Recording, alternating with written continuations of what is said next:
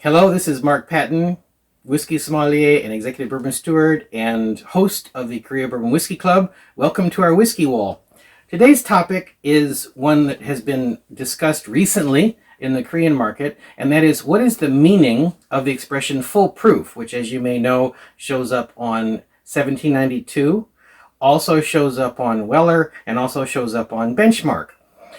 We're all familiar with the term cask strength, which is assumed to be whiskey that has been bottled at the same strength, the same proof as it finished aging in its cask. Full proof is not quite that. I actually had the opportunity to contact the Sazerac company, which is the only company that uses the expression full proof so far. These are all Sazerac brands, if you're not familiar.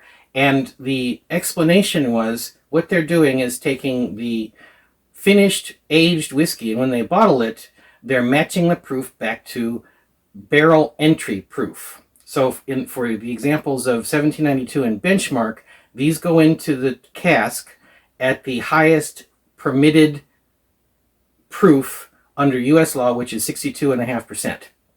So as whiskey ages in the US, the proof slightly rises slowly, and we'll pass that. That's why we have, from the same Buffalo Trace distillery, we have whiskeys like George T. Stagg and Stagg Jr., which max out around 65 or 70% ABV. They actually exceed the 62.5% barrel entry.